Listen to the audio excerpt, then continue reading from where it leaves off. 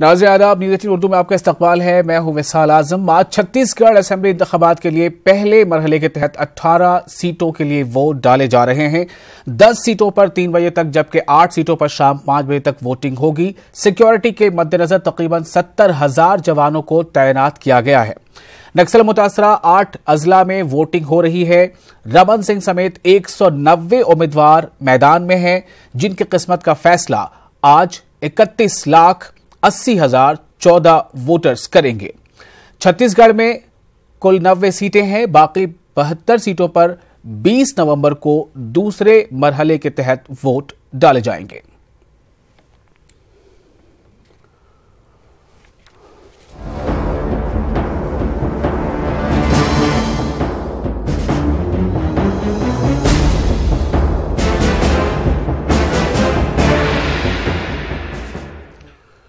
तो आज इस खास मौजू पर जो छत्तीसगढ़ की किस्मत आने वाले 5 सालों के लिए किस्मत लिखी जा रही है छत्तीसगढ़ के अवाम के जरिए, और 8 अजला में जहां पर आज वोटिंग हो रही है, ये तमाम ऐसे अजला हैं जो नक्सल प्रभावित हैं, मुतासरा हैं। इस मौजू पर खास बातचीत के लिए हमारे साथ छत्तीसगढ़ से हमारे रिपोर्टर भी जुड़ेंगे बारी बारी से, और साथ ही एक खास मेहमान जो पॉलिटिकल एनालिस्ट है सतीश कुमार साहब, वो हमारे साथ दिल्ली से जुड़ रहे हैं। हम उनसे भी इस बारे में बातचीत करेंगे। तो पहले आपको हम बता दें कि वोटिंग करने के बाद स्याही मत जारी है, और जिसे लेकर वोटर्स सवाल उठा रहे हैं कि ये जो स्याही है जिस पर वोटिंग की जाती है ये क्यों मिट जा रही है। इससे पहले कि हम आप सतीश कुमार जी के पास चलें, पहले हम आपको ये दिखाना चाहते हैं कि किस तरह के वहां पर हालात फिलहाल देखे जा रहे हैं, और जो वोटिंग के बाद जो आपकी उंगलियों में स्याही के निशान लगाए जाते हैं ताकि आप की पहचान भी हो, और साथ ही ये कि आप दोबारा वोट ना डाल सकें, आप पहचान लिए जाएं।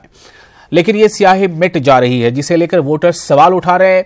बीजापुर में हालात का जायजा लिया है हमारे नुमाइंदे मुकेश ने। मतदान करने के बाद मतदाताओं के उंगली पर जो अमिट स्याही लगाई जाती है उसको लेकर शिकायतें आ रही हैं। जो अमिट स्याही लगाई जाती है मतदान के कुछ देर बाद ही उसे पहुंचने मात्र से वो मिट जा रहा है। हमारे साथ एक मतदाता हैं, ये साथ ही प्रदेश सचिव भी हैं कांग्रेस के। हम इनसे जानना चाहेंगे, इन्होंने वोट भी किया है। सर, आपने वोट किया है, अमिट स्याही को लेकर आपकी कोई शिकायत थी? अमिट स्याही को लेकर मेरी शिकायत है। आप देख सकते हैं कि मैं चुनाव मतदान करके अभी निकला हूँ, और मुझ पर अमिट स्याही का उपयोग किया गया था, लेकिन मिट चुका है। तो इससे कहीं ना कहीं लगता है कि मतलब चुनाव आयोग की जो मंशा थी, उससे पहले राजनीतिक दलों से बैठक करके इस पर मतलब सुझाव चाहा गया था। उसके बाद भी हमारा सुझाव ये था कि अमिट स्याही लगना चाहिए, लेकिन आयोग कहीं ना कहीं अमिट स्याही को लेकर आम जनता को गुमराह कर रहा, और इस चुनाव को प्रभावित करने की कहीं ना कहीं कोशिश की गई।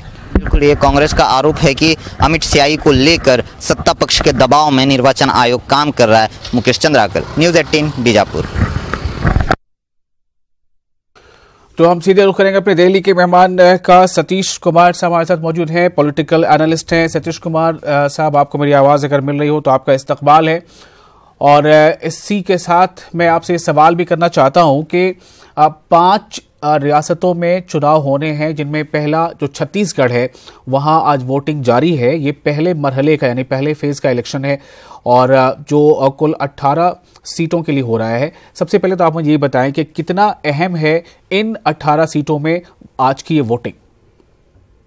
विशाल भाई, ये निश्चित रूप से ये बस्तर वाला एरिया जहां पर तकरीबन 12 विधानसभा के चुनाव क्षेत्र हैं, और 6 बाकी उससे थोड़ा सा कम सरगुजा वाला एरिया है।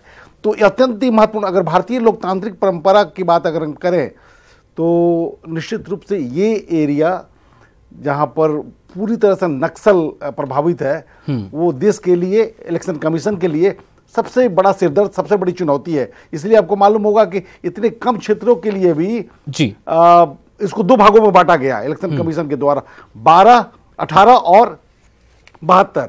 यानी दूसरे 20 तारीख को जो चुनाव होगा उसमें 78 सीटें हैं, और अभी 18 जगहों पर चुनाव अभी 18 है, दूसरे फेज में 72 सीटें हैं। जी जी जी, इस बात की ताकीद है कि इलेक्शन कमीशन के लिए ये कितनी बड़ी चुनौती है।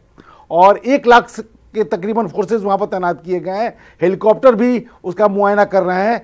तो इसके बावजूद भी इस बात की गारंटी नहीं है कि बूबी ट्रैप्स जो नक्सली के द्वारा जो बनाए गए हैं जी अप्रत्याशित घटनाएं ना हो। तो ये एक बहुत बड़ा भारतीय लोकतंत्र के सामने एक चुनौती है कि निष्पक्ष तरीके से हम उनके तमाम कोशिशों के बावजूद भी ये अंजाम देने में सफल होते हैं कि लोग वहां पर आए और मतदान करें जी। तो निश्चित रूप से ये बहुत ही महत्वपूर्ण है आज का दिन, और ये सफलतापूर्वक अगर हो जाता है तो भारतीय लोकतंत्र के लिए, आवाम के लिए और विशेषकर वहां की जनता के लिए एक जीत होगी। ये जो जिले हैं जैसे जिनमें दंतेवाड़ा का नाम है, दंतेवाड़ा है, बस्तर है और ऐसे और कुछ जिले हैं, तो कुल 8 जिले हैं। इन 8 जिलों में इंतखाबात करा लेना, पोलिंग करा लेना, कितना बड़ा ये चैलेंज खुद सिक्योरिटी पर्सनल्स के लिए है और इलेक्शन कमीशन के लिए है, और वहां के जो लोकल बॉडीज हैं, जो लोकल एडमिनिस्ट्रेशन है डिस्ट्रिक्ट लेवल के, उनके लिए है, कितना अहम है ये? बहुत अहम है विशाल भाई। जैसा कि मैंने कहा कि छत्तीसगढ़ एक ऐसा एरिया है, जब 2008 में हमारे पूर्व प्रधानमंत्री ने कहा था कि नक्सलवाद हमारे देश की सबसे बड़ी आंतरिक चुनौती है, अगर उस बात को अगर ध्यान में रखा जाए, जेहन में रखा जाए, तो वो वही एरिया है। नक्सलवाद कई जगहों पर, यहाँ तक कि तेलंगाना से, बिहार के बहुत सारे हिस्सों से, झारखंड से इसमें गिरावट आई है, लेकिन ये जो टेरेन है, जो बस्तर वाला टेरेन है, वहां पर अभी भी नक्सलवाद पूरी तरह से खत्म, पूरी तरह से क्या, अभी भी वहां पर जमे हुए हैं और देश के प्रशासन के लिए, राज्य के प्रशासन के लिए चुनौती बने हुए हैं।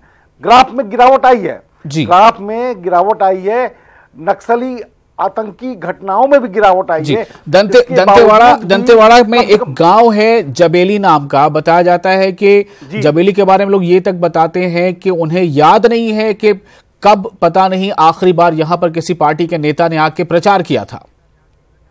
बिल्कुल बिल्कुल विशाल भाई, इस बात से मैं बिल्कुल सहमत हूं कि बहुत सारे ऐसे एरिया अछूत हैं जहां पर पुलिस प्रशासन, लोकल एडमिनिस्ट्रेशन वहां पहुंच ही नहीं पाता है, पूरी तरह से वो नक्सलियों के गिरफ्त में है, वो किसी को जाने की इजाजत नहीं देते। लेकिन तमाम कोशिशों के बावजूद भी 2013 में चुनाव हुए थे, बड़े लोग मारे गए थे। आपको मालूम होगा कि कांग्रेस के बहुत बड़े नेता कर्मा साहब मारे गए थे। तो ये चीजें दुर्भाग्य, मतलब ये इस बात की पूरी उम्मीद हम सभी मना रहे हैं कि कोई भी बड़ी घटना वहां पर नहीं हो और सफलतापूर्वक चुनाव हो जाए, और यही मतलब हम सब की। चलिए, तो कुल जो अजला है वहां उनमें से 8 अजला में, यानी 8 जिलों में कुल 18 सीटों पर आज वोट डाले जा रहे हैं, और इन 18 सीटों पर वोट जो डाले जा रहे हैं वो काफी अहम इसलिए हैं कि ये तमाम के तमाम नक्सल यानी माओ नवाज मुतासरा इलाके हैं। हमारे साथ अवधेश मिश्रा जुड़ चुके हैं। अवधेश, मैं आपसे जानना चाहूंगा इस वक्त आप किस जगह पर हैं, कहां पर हैं, बताएं, और ये भी बताएं कि क्या चल रहा है रुझान, पोलिंग का ट्रेंड क्या बता रहा है, किस रफ्तार से वोटिंग हो रही है? देखिए, छत्तीसगढ़ के प्रथम चरण पे 18 विधानसभा सीटों पे मतदान का कार्य जारी है। सवेरे 7 बजे से 10 सीटों पे और 8 बजे से 8 सीटों पे मतदान कार्य शुरू हुआ। कई जगह पे शुरुआती दौर पे ईवीएम मशीनों में खराबी आने के कारण, वीवीपैट में खराबी आने के कारण कुछ मतदान कार्यों में देरी हुई, लेकिन अब तमाम जो दिक्कतें थी उसे दूर कर लिया गया है। इस वक्त जो हमारी टीम है, जो मैं हूँ, इस वक्त छत्तीसगढ़ के घोर माओवादी प्रभावित अंतागढ़ विधानसभा क्षेत्र के अंतागढ़ में खड़ा हूँ, और यहाँ पे मतदान करने जो लोग आए हैं उनके चेहरे पे उत्साह है तमाम माओवादी घटनाओं के बाद भी, क्योंकि लगातार जिस दिन से यहाँ पे आचार संहिता लगा है छत्तीसगढ़ में, तब से लेके आज तक लगातार माओवादी घटनाओं को अंजाम दे रहे हैं, लोगों का मनोबल तोड़ने की कोशिश कर रहे हैं। लेकिन जो मतदान प्रतिशत निकल के आया है, खास करके ग्रामीण इलाकों में, खास करके माओवादी इलाकों में, निश्चित तौर पर चौंकाता है कि तमाम विरोधी ताकतों को के बाद भी लोकतंत्र के सबसे बड़े त्योहार में भाग लेने के लिए जो लोग हैं वो सवेरे से घर से निकले हैं। 7 बजे जहां मतदान शुरू होना था, लोग 6:30 बजे से ही ठंड के बावजूद लोग मतदान केंद्रों पे पहुंचे थे। मतदान का जो कार्य है वो लगातार जारी है, लगातार मॉनिटरिंग की जा रही है। दिल्ली से लेकर राजधानी रायपुर में, छत्तीसगढ़ की जो राजधानी है, वहां भी मॉनिटरिंग की जा रही है। वीडियोग्राफी के जरिए भी मॉनिटरिंग की जा रही है, ऑनलाइन भी मॉनिटरिंग की जा रही है। तो कुल मिला के यह है कि चुनाव कार्य को सफल बनाने के लिए चाहे सुरक्षा के इंतजाम हो या फिर निर्वाचन आयोग के दावे, तमाम चीज धरातल पे जारी है, जिसको लेके लोगों में उत्साह है, लोग मतदान करने सवेरे से निकल रहे हैं। सबसे बड़ी बात यह है कि बस्तर के 12 सीटों पर जहां पे मतदान कार्य हो होना है, वहां सभी जगह सुरक्षा व्यवस्था पुख्ता इंतजाम किए गए हैं। दंतेवाड़ा में सवेरे आईडी ब्लास्ट हुआ था, लेकिन उसके बाद से मतदान कार्य में कोई प्रभावित नहीं हो पाया है। लगातार मतदान कार्य जो है वो जारी है। जी, एक सवाल यहां पर अहम है, जिन इलाकों का हम जिक्र कर रहे हैं या जिन इलाकों में आज वोटिंग हो रही है, 8 जिले हैं, इनमें बस्तर है, दंतेवाड़ा है और दूसरे जिले भी हैं। क्या ये ऐसा महसूस, कई जिलों 270 के आसपास जो बूथ हैं उनको स्थानांतरित किया गया है, उनकी जगह बदली गई है।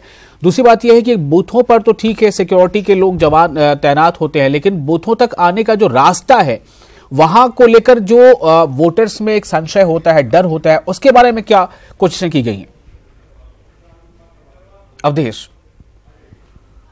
बिल्कुल देखिए, काफी अहम सवाल है आपका, क्योंकि बिल्कुल देखिए काफी अहम सवाल है, क्योंकि बस्तर के सुदूर अंचलों में ऐसे कई मतदान केंद्र हैं जहां पे मतदाताओं को पहुंचने के लिए कई किलोमीटर तक पैदल चल के जाना होगा, क्योंकि ना तो सड़क है और ना ही तो कोई व्यवस्था है उन्हें मतदान केंद्र तक पहुंचने की। बात अगर एक उदाहरण की कर ली जाए तो एक इंद्रावती नदी बहती है, नदी के उस पार तकरीबन 3000 मतदाता हैं जो आज तक उन्होंने मताधिकार का उपयोग नहीं किया। पिछली बार कोशिश की गई थी कि नदी के उस पार पोलिंग बूथ बनाया जाए, लेकिन माओवादियों ने नाव को ही पलटा दिया था, जिसके बाद पोलिंग जो टीम थी वो वहां तक नहीं पहुंच पाई थी। लोगों का उस जगह पे हमारी टीम पहुंची, हमने उन लोगों से चर्चा की। उनका कहना था कि अगर गांव में इस पार, नदी के इस पार अगर कोई व्यवस्था हो जाए तो भी लोकतंत्र के इस पर्व में शरीक हो सकते हैं, लेकिन कोई व्यवस्था की नहीं गई। राजनीतिक दलों के द्वारा भी जो मतदाताओं को ले जाने का काम होता है उस पर भी आयोग ने पूर्णतः प्रतिबंध लगा दिया है। मतलब एक सवाल आपसे और उसके बाद हम चलेंगे सतीश जी के पास। अवधेश, सतीश जी इस सवाल का जवाब ध्यान से सुनिएगा। अवधेश, सवाल मेरा यह है कि जिन 8 जिलों में अभी वोटिंग आज चल रही है, इन 8 जिलों में से आपकी जानकारी के मुताबिक कौन कौन से ऐसे जिले रहे हैं या उन जिलों के ज्यादातर गांव रहे हैं जहां पर किसी भी पॉलिटिकल पार्टी की तरफ से इंतखाबी कैंपेन यानी चुनावी प्रचार नहीं किया गया?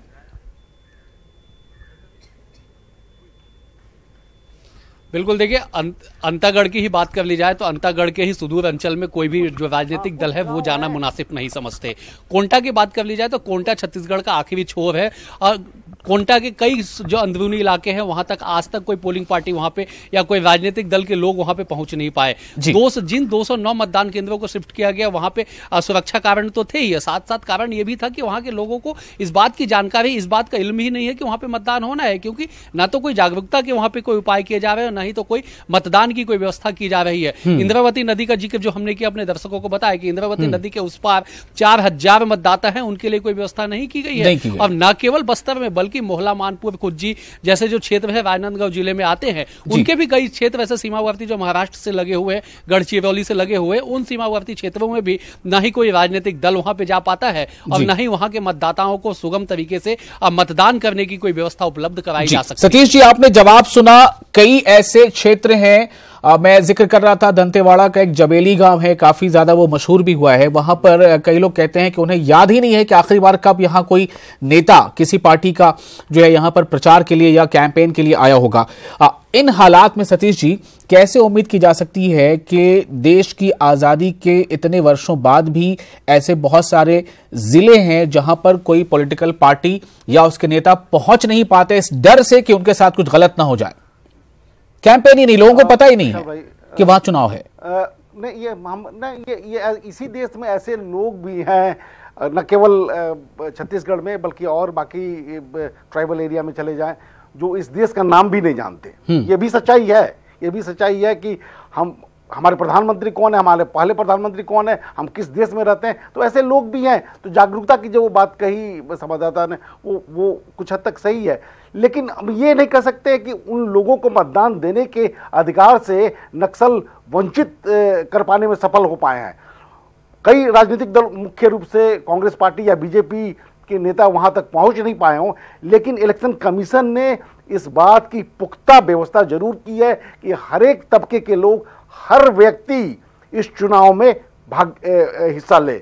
आपको याद होगा कि 2013 के चुनाव में तमाम जो अटकलें, जो आज जो दर्द है उससे ज्यादा कहीं था, और उसके बावजूद भी परसेंटेज ऑफ वोट जो है छत्तीसगढ़ में और विशेषकर इस एरिया में 70 से 75% था। तो इस बात की पुख्ता व्यवस्था, और ये भी एक आंकड़ा है कि इस क्षेत्र में जितने भी मतदाता हैं उसमें महिलाओं की तादाद ज्यादा है, करीब 51 से 52% महिलाएं हैं, और वो सुदूर क्षेत्रों से, टेरेन से, बहुत ही डिफिकल्ट एरिया से, जैसा कि आपने बताया कि पहाड़ियों से, जंगलों से लांघते हुए अपने बूथ के पास आ रही हैं और मतदान के क्यू में खड़ी हैं। बिल्कुल। अवधेश, इन इलाकों में, ये बहुत पॉइंट की बात कह रहे हैं सतीश जी, इन इलाकों में महिलाओं की संख्या, उनकी तादाद ज्यादा है, महिला वोटर्स की, मर्द जो वोटर हैं वो कम है। इसका कारण क्या है? क्या ये दूसरे किसी संगठन से जुड़ जाते हैं जिनका पुलिस वालों से अक्सर सामना होता रहता है, या क्या फिर ये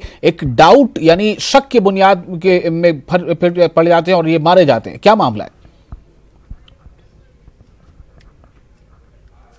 बिल्कुल आपने सही कहा। देखिए, छत्तीसगढ़ के सुदूर अंचलों में, खास करके बस्तर के क्षेत्रों में आज भी बेरोजगारी और रोजगार के साधन एक बड़ी समस्या है। तो कई ऐसे घर हैं जहां से जो लोग हैं, जहां के जो मुखिया हैं, वो कमाने के लिए, रोजगार के साधन जुटाने के लिए आंध्र प्रदेश, तेलंगाना, उड़ीसा, महाराष्ट्र जैसे जो सीमावर्ती राज्य हैं वहां चले जाते हैं और वहां पे अपने जीवन यापन करने में इतने मशगूल हो जाते हैं कि उन्हें ये इल्म ही नहीं रहता है कि उन्हें छत्तीसगढ़ में जाके मतदान करना है, या फिर मतदाता सूची का जब रिवाइज किया जाता है तो उसमें अपना नाम जुड़वाना है। और यही वजह है कि खास करके जो दूसरा जो आपने जो इशारा किया कि कुछ लोग ऐसे हैं जो गैर सामाजिक संगठनों से भी जुड़े जाते हैं, जिसका वास्ता अब फ्रंट लाइन के सामाजिक लोगों से नहीं हो पाता है, तो उस संगठनों में भी जो लगातार संख्या है वो दिन प्रतिदिन बढ़ती जा रही है। और यही वजह है कि छत्तीसगढ़ में खास करके बस्तर के इलाकों में महिला मतदाताओं की संख्या ज्यादा है पुरुष मतदाताओं की तुलना में। और यही वजह है कि इस वक्त जिस पोलिंग बूथ पे मैं खड़ा हूं, उस पोलिंग बूथ का भी नजारा एक बार अपने कैमरा पर्सन रोहित से कहूंगा कि दिखा दे कि पुरुषों की लाइन अगर देख ली जाए तो बनस्पत महिलाओं की लाइन काफी लंबी है।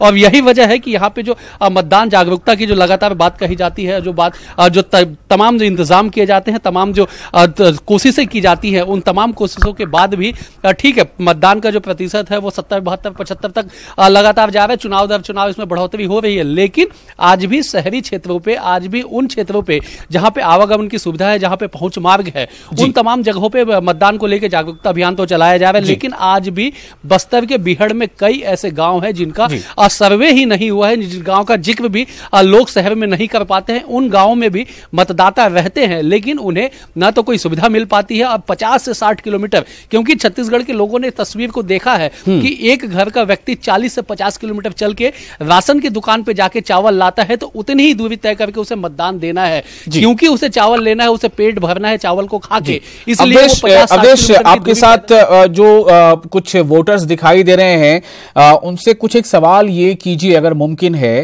कि वो चाहते क्या हैं अपनी वोट के ताकत के जरिए, वो किस तरह का बदलाव चाहते हैं, वो क्या चाहते हैं? सड़कें चाहते हैं, स्कूल चाहते हैं, अस्पताल चाहते हैं, क्या है उनके मन में, क्यों वोट कर रहे हैं?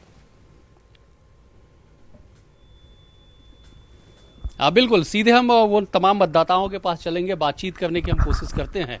ये बताइए, आप वोट करने आए हैं, क्या सोच के आए हैं, क्या कुछ चाहते हैं आप? हम चाहते हैं कि विकास हो और जिसे हम वोट करें वो हमारा एक लीडर बने, जो हम सोच के आए हैं, जिसे वोट देना है। क्या चाहते हैं? सड़कें नहीं है, पानी नहीं है, तमाम चीज दिक्कतें हैं, कब दूर हो पाएगी? आज़ादी में सांस लिए हमको कई साल बीत गए। हाँ, हालांकि हाँ, वो तो है, सड़कें नहीं हमारे पास, और जाने आने के लिए साधन जो आप बोल रहे थे कि वोटिंग के लिए जो आना पड़ता है नदी नाले से, अब सुविधा नहीं है उनके पास, तो बहुत दिक्कत हो जाता है। और बिजली का भी समस्या है यहाँ पे, बहुत सारी ऐसी समस्या है, अब क्या बताएं उसको। क्यों बाबा, कहाँ से आए हैं आप? कितने किलोमीटर से आप आए हो? मैं 5 किलोमीटर से आया हूँ। पैदल आए हो? पैदल आया हूँ। अच्छा, क्यों आए हो आप? वोट डालने आया हूँ। अच्छा, क्या लगता है कि क्या सोच के आए हैं, क्या कुछ इस बार? कि देखो, आगे विकास होना चाहिए, बस विकास नहीं हो पा रहा है। नहीं हो रहा है। क्या कुछ समस्याएं हैं आप? समस्या मेरे कुछ है, एक आंख नहीं है, मेरे कुछ दे नहीं रहे, सबको अच्छा शादी भी देते हैं, मैं विकास मांग रहा हूँ, कोई मैं दे नहीं रहे, एक आंख खराब हो गया, मांगना तो मेरे भाजपा नहीं दिया है, अभी विकास सामने होगा देंगे फिर। चले, कुछ महिला मतदाता जी, कुछ महिलाएं भी हैं, करने की कोशिश कर लेते हैं, किस तरह का विकास होने चाहिए को सुनवाते हैं। जी बताइए, आप कहां से वोट डालने आए हैं और क्या कुछ चाह रहे हैं आप नई सरकार से? मैं गढ़पारा से आई हूँ वोट डालने, और जैसे हमारे पारा का रोड खराब है, वो रोड बनवाना चाहते हैं, और पानी की समस्या है, पानी की समस्या को दूर करवाना चाहती हूँ। अच्छा, हॉस्पिटल है सब? जी, हॉस्पिटल है। क्या चाहते हैं आप लोग, क्या उम्मीद से वोट देने आए, क्योंकि नई सरकार चुनने में आप योगदान देंगे, क्या कुछ उम्मीदें होगी? आप लोग किस लिए आए हैं? हम सोच रहे हैं हमारे सब सुविधा रहे, जैसे रोडें हैं, वैसे सब सुविधा होनी चाहिए, पानी की, बिजली की, इसीलिए हम वोट डालते हैं। तो मतलब देखिए, आजादी के इतने साल बाद भी अंतागढ़ जो मुख्यालय है इस अंतागढ़ विधानसभा का, वहां पे पानी की समस्या, यहाँ पे बिजली की समस्या, यहाँ पे सड़क की समस्या। बिल्कुल। सतीश जी से थोड़ी बात करते हैं। सतीश जी, कुछ टिप्पणी करना चाहेंगे आप इस पे, अपनी कोई बात रखना चाहेंगे? इन उम्मीदों के साथ जनता, आवाम आज भी लाइनों में खड़ी है कि उन्हें सड़कें चाहिए, उन्हें पानी चाहिए, उन्हें अस्पताल चाहिए। विशाल भाई, जैसा कि हम जानते हैं कि Chhattisgarh one of the purest state में आता है। जब इसका निर्माण 1 नवंबर 2000 को हुआ था, तो 2 के बाद 3 साल तक कांग्रेस की सरकार थी। 3 साल के बाद ये कमान रमन सिंह के पास आ गया और उस समय से लेकर 2018 तक बीजेपी और एक ही चीफ मिनिस्टर वहां पर है जो निरंतर वो काम कर रहा है। अगर हम ग्राफ की बात करें, अन्य राज्यों के तुलना में छत्तीसगढ़ की बात करें, तो जिन एरिया में चुनाव आज हो रहा है उन क्षेत्रों को छोड़ दे तो निश्चित रूप से छत्तीसगढ़ का विकास बड़े पैमाने पर हुआ है। बिजली कई राज्यों में नहीं मिल पाती है, लेकिन वहां पर बिजली सरप्लस में है। पीडीएस के को ऑनलाइन कर दिया गया। कई ऐसी चीजें हुई हैं, बुनियादी इंफ्रास्ट्रक्चर का निर्माण हुआ है। लेकिन इन तमाम चीजों के बावजूद भी मैं एक बार फिर कहूंगा कि जिस एरिया में आज चुनाव हो रहा है वहां पर विकास उतने नहीं हुए हैं। उसके कई कारण हैं कि नक्सली काम होने नहीं देते, सड़कों को तोड़ देते हैं, जहां पर हमारे इंजीनियर जाते हैं उनको वहां पर पहुंचने नहीं देते, उनकी हत्या कर दी जाती है। तो इन तमाम कारणों की वजह से, लेकिन फिर भी मैं यहां पर फिर यह कहना चाहूंगा कि सरकार के द्वारा कई ऐसे प्रोजेक्ट है जो पूरा किया जाना चाहिए और वो 15 सालों में बहुत हद तक किया भी गया है। और कई ऐसी चीजें जो अछूती रह गई हैं।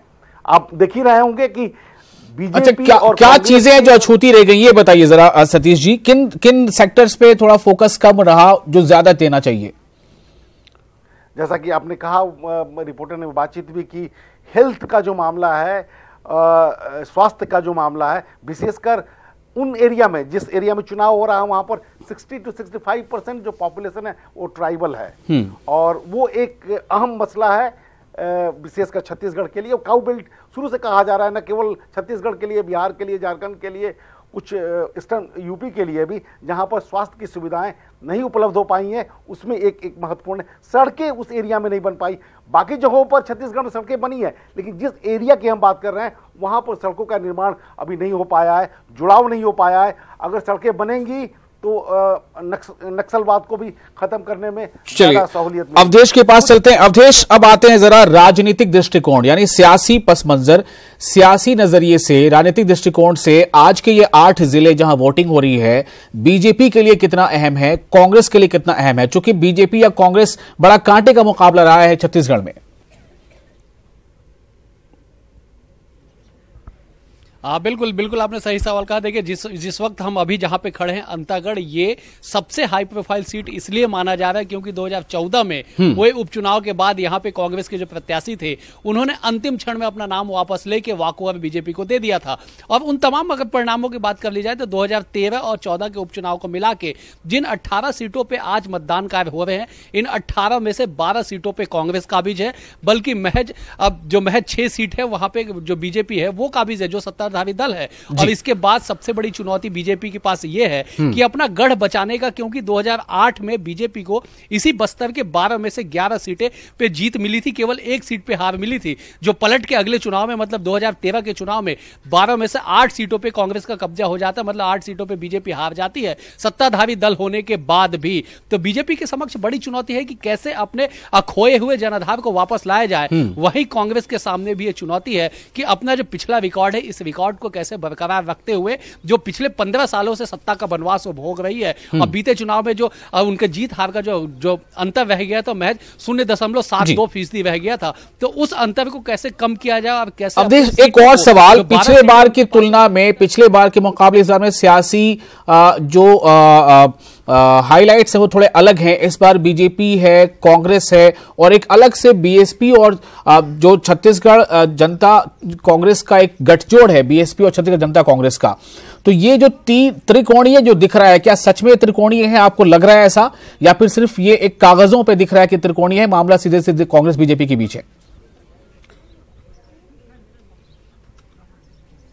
देखिए 2016 में जब कांग्रेस से अलग होकर छत्तीसगढ़ जनता कांग्रेस का गठन हुआ, मतलब ये कि छत्तीसगढ़ के पहले मुख्यमंत्री जो अजीत जोगी हैं, उन्होंने जब अपनी पार्टी अलग बनाई, उस वक्त ऐसा लगा कि छत्तीसगढ़ में तीसरी शक्ति का उदय हो जाएगा। जैसे जैसे दिन बीतता गया वैसे वैसे शक्तियां बढ़ती गई और अंत में ये हुआ कि चुनाव आते आते तक बीएसपी से गठबंधन करके जोगी कांग्रेस ने एक बड़ा दांव चल दिया और ये बता दिया कि छत्तीसगढ़ में तीसरी शक्ति के रूप में वो धरातल पे उतर चुके हैं। लेकिन जैसे जैसे चुनाव की तारीख नजदीक आई, अजीत जोगी का जो स्टैंड रहा वो बदलता रहा। पहले उन्होंने कहा कि वो राजनांदगांव से चुनाव लड़ेंगे मुख्यमंत्री रमन सिंह के खिलाफ, बाद में उन्होंने अपना नाम वो वापस हो गए, अपने फैसले से मुकर गए, जाके मरवाही में चुनाव लड़ने लग गए। तो धीरे धीरे जो ताकत जो एक उभरी थी, वो ताकत अब धरातल पे धीरे धीरे समाप्ति की ओर दिखाई पड़ रही है। और जो छत्तीसगढ़ का राजनीतिक इतिहास रहा है बीते 3 चुनावों में कि यहाँ पे तीसरी शक्ति का कभी भी गठन हो नहीं पाया, उदय हो नहीं पाया। 2003 के चुनाव में जरूर फाइनल कमेंट, अवधेश वक्त की थोड़ी कमी है, फाइनल कमेंट लेते हैं सतीश जी से। सतीश जी, क्या आपको लग रहा है कि ये त्रिकोणीय बन पाएगा? अवधेश जी ने अपना पर्सपेक्टिव दिया है, आप बताएं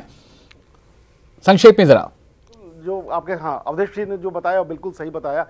ये त्रिकोणीय नहीं है, ये आमने सामने बीजेपी और कांग्रेस के बीच की लड़ाई है।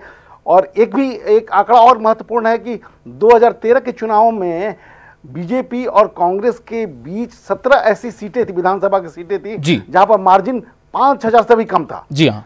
और चाहे वहां पर कांग्रेस के प्रत्याशी जीते हों या बीजेपी के जीते हों। और बिल्कुल वोट परसेंटेज 2013 और 2008 में बीजेपी और कांग्रेस के बीच में थोड़ा अंतर था, लेकिन 2013 में आकर वो सिमटकर 0.7% का अंतर रह गया है। बिल्कुल। तो इसका अर्थ यह है कि अगर थोड़ा सा स्विंग अगर इधर से उधर होता है तो कम से कम 15 से 20 सीटें बीजेपी को ज्यादा जा सकती हैं, और या इस पक्ष में आता है तो कांग्रेस को जा सकती है। चलिए, बहुत बहुत शुक्रिया आप तमाम मेहमानों का हमारे साथ बने रहने के लिए। तो छत्तीसगढ़ में आज वोटिंग जारी है और क्या नतीजा होता है, 190 उम्मीदवारों की किस्मत का फैसला आज वहां की आवाम कर रही है, 8 जिलों की आवाम, जिनमें खुद रमन सिंह का नाम भी शामिल है। फैसला क्या होगा आवाम का, यह हमें दिसंबर महीने में 11 तारीख को पता चलेगा। आप बने रहिए न्यूज़ 18 उर्दू के साथ। मेरी इजाजत, आदाब।